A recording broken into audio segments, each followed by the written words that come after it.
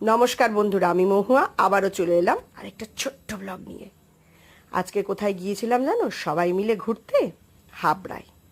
হাবড়ায় নতুন একটা মল খুলেছে, V2। সবাই চলে গিয়েছে, আমি কেন বাদ যাই? তাই আমরাও সবাই মিলে চলে গেলাম বন্ধুরা V2-তে। প্রথমে ট্রেনে করে, তারপর ওখান থেকে অটো করে চলে গেলাম V2-তে। বিশাল বড় মলটা, ঢুকতেই দেখি জামা কাপড় শুরু। ছেলেদের কাউন্টারটা একদম নিচতলায়। প্রচুর প্রচুর প্রচুর কালেকশন। কোনটা ছেড়ে কোনটা, আমার রায়ান বলেছিল একখানা জামা নিতে, মানে গেঞ্জি পুরো ব্ল্যাক কালারের। তাই প্রথমেই সেটাকে খুঁজতে শুরু করলাম, কিন্তু মেয়েও বলল আমিও একটু দেখি মা।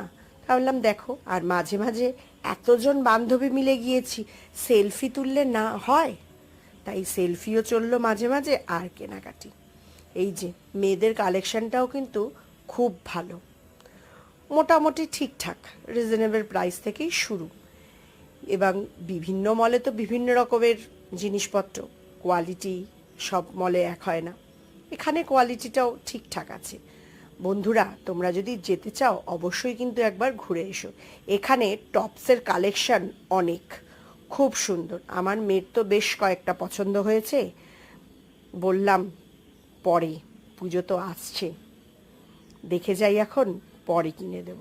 মেয়েও বলল ঠিক আছে মা, এইগুলো আমার পছন্দ হয়েছে, আমি কিন্তু পরে এসে দেখব। আমার এই টপটা দারুণ লেগেছে। এই যে মেয়ে মাঝে মাঝে এক একটা টপ তুলে তুলে দেখছে আর বলছে এটা আমার খুব ভালো লেগেছে। বললাম দেখে রাখো। আর বাচ্চাদের কালেকশন দুর্দান্ত। ব্লেজারগুলো তো ছিল অসাধারণ, কালারগুলোও সত্যি খুব সুন্দর। এই তো গেল বাচ্চা ছেলেদের কালেকশন। আর মেয়েদের কালেকশনও, মানে বাচ্চা মেয়েদের কালেকশনও খুব সুন্দর, অসাধারণ। মানে কি ছেড়ে কি দেখব ভাবছি। এই যে মেয়ের মুখের রিয়াকশানটা দেখুন। আর বললাম তোর আর এখন পড়ার এইগুলোর বয়স নেই। মেয়ে বলছে হ্যাঁ কি সুন্দর সুন্দর জামাগুলো মা দেখো। আমি বললাম হ্যাঁ দেখে রাখ। আর কি বলছে বুনুর জন্য নিতে হবে। আমি বললাম হ্যাঁ বুনুর জন্য নেব।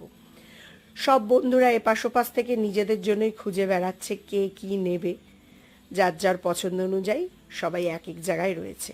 আমিও সেই ফাঁকে একটু ভিডিও করে নিচ্ছি। মেয়ে একটা একটা করে তুলছে আর আমাকে দেখাচ্ছে।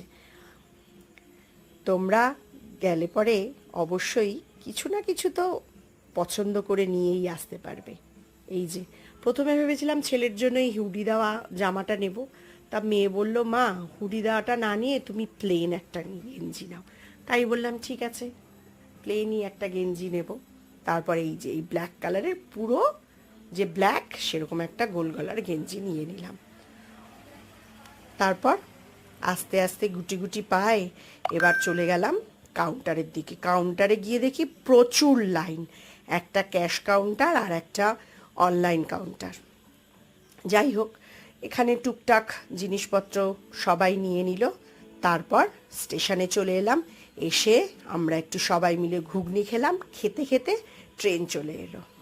আজকের সন্ধ্যেটা ভীষণ ভালো কাটলো বন্ধুদের সাথে। তাহলে বন্ধুরা দেরি না করে সবাই মিলে চলে যেও হাবড়ার V2-তে।